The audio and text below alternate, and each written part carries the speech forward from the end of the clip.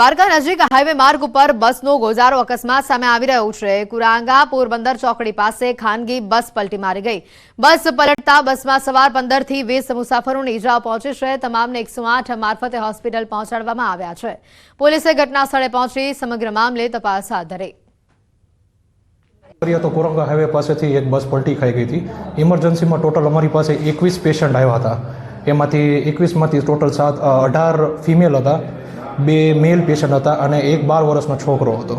ईजा में बात करिए तो ईजा में कोईने खास कोई एक्सपायर थी जाए एवं कोई मेजर क्रिटिकल कोई ईजा एवं कई है नहीं। कोईने ईजा में फ्रेक्चर जेवुं छे અને ટોટલ અત્યારે અમારી પાસેથી 7 લોકોને રેફર કરવામાં આવ્યા છે। શામળાજી નવો તાલુકો બનવાની શક્યતા છે। શામળાજી તાલુકો જાહેર કરવા ભિલોડાના એમએલએનો હુંકાર સામે આવી રહ્યો છે। શામળાજી મહોત્સવમાં તેમણે નિવેદન આપ્યું। વર્ષ 2016 થી શામળાજી તાલુકો બનાવવાની માંગ થઈ રહી છે। મુખ્યમંત્રીને રજૂઆત કરી દરખાસ્ત કરાઈ છે।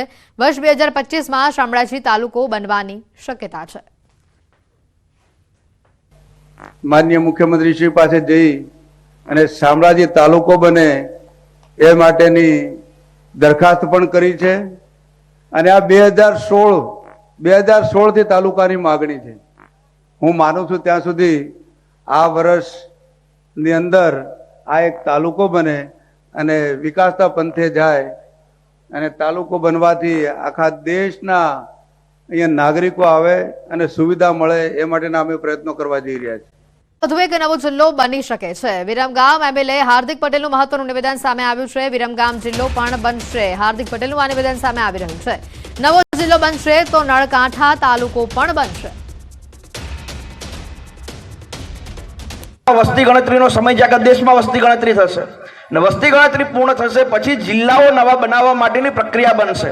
ઘણા બધાના મનમાં એવું હોય છે કે થરાદ કેમ બની ગયો હતો, તો તમારા બધાને ધ્યાને મૂકો કે બનાસકાંઠા 4 જિલ્લાઓ બની શકે એવડો મોટો જિલ્લો છે। એટલા માટે એને અત્યારે ના છૂટકે જિલ્લો બનાવવો બહુ જરૂરિયાત હતી, પણ આપણો વિરમગામ જિલ્લો બનશે અને વિરમગામ જિલ્લો બનશે તો આપણો નળકાંઠા તાલુકો બનશે। છાટી થોકીને આજ તમને કહીને જઉં છું અને આપણે બધાએ જે કર્યું છે દમ મારીને જ કર્યું છે। બનાસકાંઠામાં જિલ્લા વિભાજનનો વિવાદ થંભવાનું નામ નથી લઈ રહ્યો। જી હા, બનાસકાંઠાના ધાનેરામાં વિભાજનના વિરોધના હાથમાં બેનર્સ અને સૂત્રોચ્ચારની સાથે લોકોએ વિશાળ રેલી કાઢી પોતાનો વિરોધ દર્શાવ્યો છે। લોકોએ ધાનેરાના મામલતદારને આવેદનપત્ર આપ્યું છે। રેલી સાથે તેમણે માંગ કરતા કહ્યું છે કે ધાનેરાનો સમાવેશ બનાસકાંઠામાં જ કરવામાં આવે। મહત્વનું છે કે આ બાબતે ધાનેરામાં બંધનું પણ એલાન અપાયું છે, જેમાં વેપારીઓએ ધંધા રોજગાર બંધ રાખી આ બંધને સમર્થન આપ્યું હતું।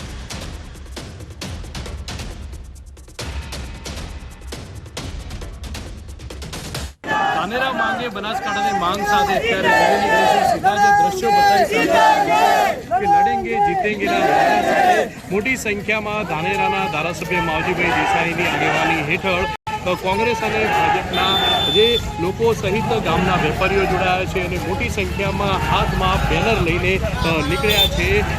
અમારે થરાદમાં નથી જવું, અમારે બનાસકાંઠામાં જવું છે તેવી માંગ અત્યારે થઈ રહી છે। થરાદ તાલુકાનું શૈક્ષણિક જોડાણ બનાસકાંઠામાં છે તેવી માંગ સાથે આ મોટી સંખ્યામાં ગામના લોકો જોડાયા છે અને અત્યારે નાયબ કલેક્ટર કચેરી પહોંચીને આવેદનપત્ર આપવાના છે। આજે વહેલી સવારથી જ ધાનેરા સજ્જડ બંધ જોવા મળી રહ્યું છે અને ધાનેરા બંધને જે કાર્યક્રમ આપવામાં આવ્યો હતો તેને લઈને લોકો સમર્થનમાં આવ્યા છે। કિશોર તુવર, ન્યૂઝ 18 ગુજરાતી, બનાસકાંઠા। હા, આવેદનપત્ર અત્યારે મને ધાનેરાની પ્રજા તરફથી મળ્યું છે। એમએલએ સાહેબ પણ અહીંયા આવેલા છે। મેં આવેદન સ્વીકાર્યું છે। આજે જ અમે કલેક્ટર સાહેબ મારફત સરકારમાં મોકલાવી આપીશું। ધાનેરાના પ્રજાજનોએ જે આવેદનપત્ર આપ્યું છે મેં સ્વીકાર્યું છે। બનાસકાંઠા જિલ્લાનું વિભાજન કરતા વિરોધનો વંટોળ વધુ વકરી રહ્યો છે। વેપારીઓ વેપાર ધંધા બંધ રાખી રેલી કાઢી રોષ ઠાલવી રહ્યા છે, તો કેટલાક લોકો કહી રહ્યા છે કે 2 જિલ્લાના વિભાજન ભલે કર્યા પણ અમને તો બનાસકાંઠા જિલ્લામાં જ રાખો। ત્યારે શિહોરી અને થરાદ બાદ ધાનેરા બંધ રાખી લોકો ભારે રોષ ઠાલવી રહ્યા છે। ધાનેરા હિતરક્ષક સમિતિ દ્વારા ધાનેરા બંધનું એલાન આપવામાં આવ્યું છે। ધાનેરાના લોકોની માંગ છે કે ધાનેરાને બનાસકાંઠા જિલ્લામાં જ રાખવામાં આવે। અગાઉ કાંકરેજના શિહોરીમાં પણ લોકોએ બંધ પાડી રોષ ઠાલવ્યો હતો। બજારો સજ્જડ બંધ રાખી કાંકરેજ તાલુકાને બનાસકાંઠામાં જ રાખવાની માંગ કરાઈ છે, તો બીજી બાજુ થરાના લોકો પણ બંધ પાડી બનાસકાંઠા જિલ્લામાં જ રહેવા માંગ કરી રહ્યા છે। તેમાં ધારાસભ્યએ પણ સહમતિ દર્શાવી હતી। એટલું જ નહીં, લોકો તો ત્યાં સુધી કહી રહ્યા છે કે જો અમારી માંગ નહીં સ્વીકારવામાં આવે તો અમે આનાથી પણ ઉગ્ર આંદોલન કરીશું। સામે આવેલા લકી ડ્રો કૌભાંડમાં વધુ એક ફરિયાદ દાખલ થઈ છે. થરાદ પોલીસે ડ્રો આયોજકો સામે વધુ એક ફરિયાદ નોંધાવી છે. થરાદના દીદરડા ગામમાં પણ અગાઉ આવું આયોજન થઈ ચૂક્યું છે. ગૌવંશના નામે લકી ડ્રોનું આયોજન કરવામાં આવ્યું હતું. નકળંગ ગૌ સેવા ટ્રસ્ટના નામે યોજાયેલી લકી ડ્રો આયોજક સુરેશ ચૌધરી નામના શખ્સ સામે કાર્યવાહી કરાઈ છે. થરાદ પોલીસ પોતે ફરિયાદી બની છેતરપિંડી અને સ્કીમ હેઠળ આયોજકો વિરુદ્ધ ગુનો નોંધાયો છે. અગાઉ પણ થરાદ પોલીસે 2 ફરિયાદો દાખલ કરી સમગ્ર મામલે તપાસ ચલાવી હતી.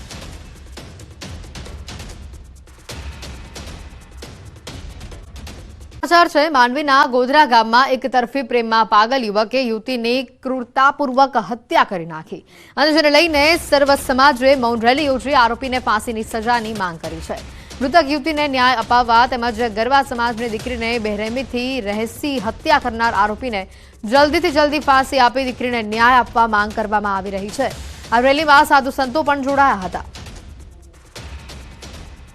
આ આરોપીને કડક સજા એવી નહીં કે આજીવન કેદ રહે, પણ એને ફાંસી જ આપવામાં આવે, જેથી કોઈ પણ વ્યક્તિ જે નરાધમ વિકૃત માનસિકતાથી આવું કામ કરતો હોય, આગળ વધતો હોય, તો એનાથી કચ્છની, ગુજરાતની, ભારતની દીકરીને પણ બચાવી શકાય. આ કેસની અંદર એક તો શરૂઆતથી થોડો કેસની જે તપાસ કંઈક આડીઅવળી જતી એવું લાગે છે અમને. એટલે આની સીટ મનની રચના, જેમાં ઉચ્ચ અનુભવી પોલીસ અધિકારીઓની 5 જણા સીટની ટીમ બને, એના દ્વારા તપાસ કરવામાં આવે. બીજું, આ કેસ તાત્કાલિક ફાસ્ટ કોર્ટમાં ચલાવવામાં આવે. મારા પરિવારની, મારા ભાઈની દીકરી ની નિર્મમ ક્રૂર તરીકે હત્યા કરવામાં આવેલી છે.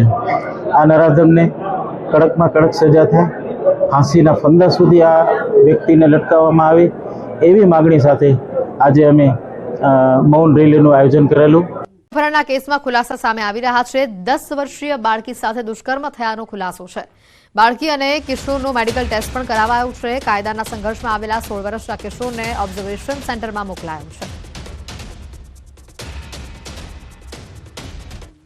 જે ભોગ બનનાર બાળકી હતી, આ ઉપરાંત તેની જે મોટી બહેન છે એ પોતે પણ સગીર વયની છે અને બંને બહેનો જે છે એ એની માતાનો જે સ્માર્ટફોન હતો એનો એ ઉપયોગ કરતી અને બંને બહેનોના થઈને લગભગ 7 જેટલા એમના ઇન્સ્ટાગ્રામના એકાઉન્ટ હતા, જેમાંથી 5 જેટલા બંધ હતા અને 2 એક્ટિવ હતા. જેમાં આ જે 10.5 વર્ષની નાની દીકરી હતી એ ઇન્સ્ટાગ્રામના માધ્યમથી એક જે એને અપહરણ કરનાર જે છે કાયદાના સંઘર્ષમાં આવેલો બાળક, એ પોતે પણ 16 વર્ષનો જ છે, એ બંને ઇન્સ્ટાગ્રામના માધ્યમથી સંપર્કમાં આવેલા અને 31 તારીખે બપોરના સમયે તેનું અપહરણ કરી અને એને લઈ ગયેલો. જે કિશોર છે એને બાળકી સાથે દુષ્કર્મ કરેલ છે અને જે બાળકી છે એનું મેડિકલ કરાવવામાં આવેલું છે. આ જે કાયદાના સંઘર્ષમાં આવેલ કિશોર છે એનું પણ મેડિકલ કરાવવામાં આવેલું છે અને એને ઓબ્ઝર્વેશન હોમ મહેસાણા ખાતે મોકલી આપવામાં આવેલ છે. વાલીઓને સજાગ રહેવા માટે ગુજરાત પોલીસ પણ અપીલ કરી રહ્યું છે. પોતાના બાળકોનું ધ્યાન રાખે વાલીઓ. પોલીસનું આ નિવેદન સામે આવ્યું છે. માતા પાસે સ્માર્ટફોન હતો, ઉપયોગ નહોતો આવડતો. બાળકી એટલા માટે માતાનો સ્માર્ટફોન વાપરતી હતી. સોશિયલ મીડિયાના માધ્યમથી કિશોરના સંપર્કમાં તે આવી. માતા ખેતી કામ કરતી હતી ત્યારે બાળકી માતાનો સ્માર્ટફોનનો ઉપયોગ કરતી હતી. ખાસ કરીને પેરેન્ટ્સ છે, જે માતા પિતા, એમને પોતાના બાળકો સોશિયલ મીડિયાની અંદર તેઓ શું કરે છે અને મોબાઈલનો એ કઈ રીતે ઉપયોગ કરે છે એ બાબતે ખાસ ધ્યાન આપવાની જરૂર છે. આ કિસ્સામાં એવું હતું કે એના જે માતા છે એમને કોઈ સોશિયલ મીડિયા વાપરતા કે એવું કંઈ આવડતું નથી, પણ એમની પાસે સ્માર્ટફોન હતો તો એ ફોન ઘરે રાખતા હતા અને જ્યારે એ ખેતરમાં કામ કરતા હોય ત્યારે આ બંને જે બહેનો છે એ એમના જ મોબાઈલથી ઇન્સ્ટાગ્રામનો જે છે સોશિયલ મીડિયામાં એ યુઝ કરતા હતા. સ્ટન્ટ વલસાડથી પણ સામે આવ્યો છે કે જ્યાં ઉમરગામના દરિયા કિનારે કારથી સ્ટન્ટ કરવામાં આવ્યા.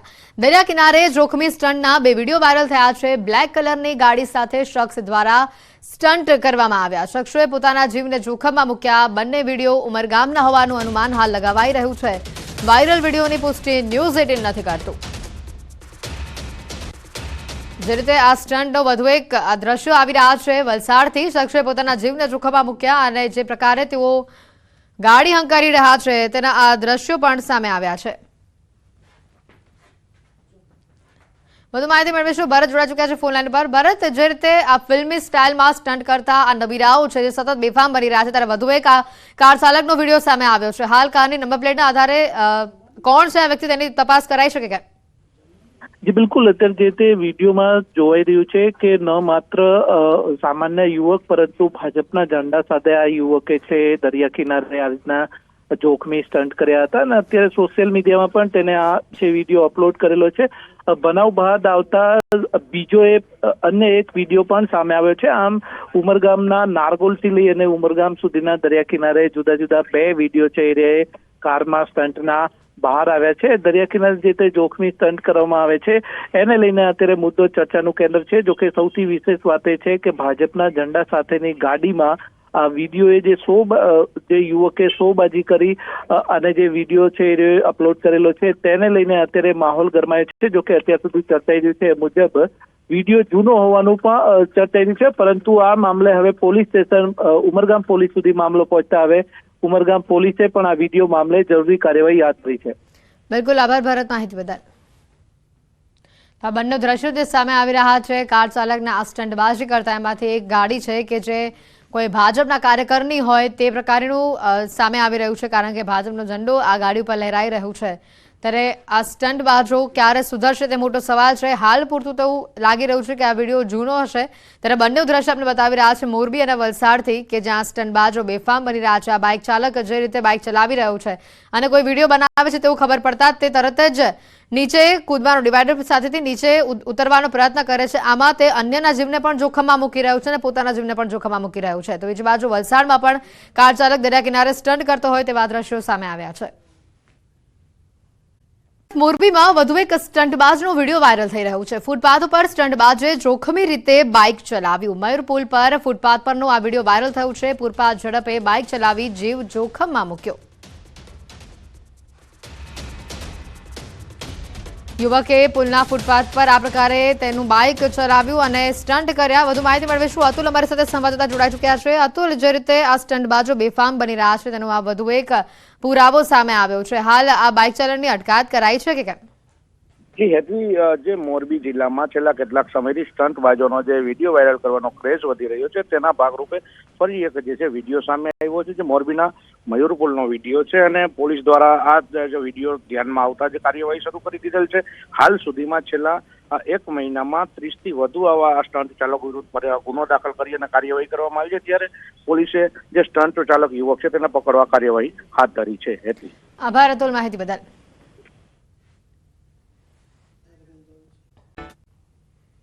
ઉત્તરાયણના તહેવારને હવે ગણતરીના દિવસો જ બાકી છે અને ત્યારે પતંગ રસિકોમાં અનેરો ઉત્સાહ છે. ઉત્તરાયણના દિવસે પવનની ગતિ કેવી રહેશે તે જાણવા ન્યૂઝ 18 ગુજરાતી હવામાન નિષ્ણાત અંબાલાલ પટેલ સાથે વાતચીત કરી. ત્યારે જાણીએ આ વખતની ઉત્તરાયણ પતંગ રસિકો માટે કેવી રહેશે. ઉત્તરાયણની પતંગ રશિયાઓ તૈયારી કરી રહ્યા છે, ત્યારે પવન કેવો રહેશે તે આપણે જાણીશું. આપણી સાથે છે હવામાન નિષ્ણાંત આંબાલાલ પટેલ. કાકા, જે ઉત્તરાયણ હોય છે તેની ખૂબ જ લોકો રાહ જોતા હોય છે અને અમદાવાદમાં ખાસ કરીને ઉત્તરાયણ ઉજવવા માટે દેશ વિદેશથી પણ લોકો આવતા હોય છે. 14 તારીખે છે, પવન કેવો રહેશે, કઈ દિશા હશે? પવનમાં આ વખતે પોષ મહિનાની પૂનમ આસપાસ ઉત્તરાયણ આવે છે, એટલે એકંદરે જોવા જઈએ તો લગભગ પૂનમ સવાયું મકર સંક્રાંતિ સવાઈ આવે તો સારું રહે. આમ છતાં સુદમાં વધના કંઈક બીજા દિવસે આવતી હોવાથી એકંદરે ચોમાસું પાછોતર વરસાદ તો સારો રહેશે, પરંતુ પવનની ગતિ લગભગ સવારના ભાગમાં કંઈક રહેવાની શક્યતા રહેશે. પવનની ગતિ મધ્ય અને કંઈક થોડીક વધુ એવી રહેવાની શક્યતા રહેશે. બપોરમાં પવનની ગતિ સ્થિર રહેવાની શક્યતા છે અને કંઈક અંશે પવનની ગતિમાં લગભગ ઠુમકા લગાવીને પવન ચડાવી શકે એવું પણ વચ્ચે વચ્ચે થઈ રહે